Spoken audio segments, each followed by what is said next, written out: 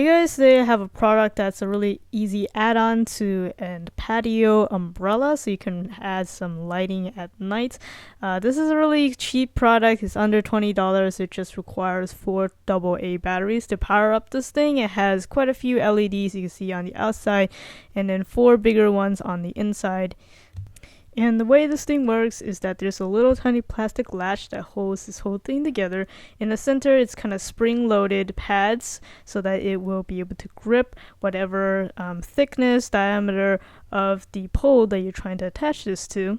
So I think this product has a lot of potential, especially if you don't really want something that is permanent, or you can even bring this out to you, say you're going to a recreational park and you know there's going to be some kind of umbrella fixture there and you're not sure if there's going to be lights. This is something you can easily bring along with you. It's very inexpensive, easy to set up. My only complaints about this thing is I wish that the latch opened a little bit wider, just because some of the poles you might have to need to get it around a little bit more, and also the little clasp that holds this whole thing together seems a little bit on the cheap side. It's just a very thin piece of plastic trying to get this thing around. I can imagine this being a breaking point in the future, and then that pretty much will render this whole thing useless. So definitely some quality issues I think here. Some people did mention that it would get excessively hot and that it would start smoking. I haven't personally had that experience.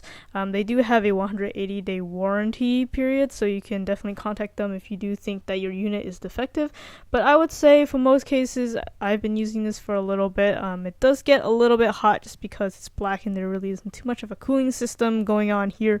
But it's not too bad. You just needed to turn it off and let it cool down sometimes before you remove it.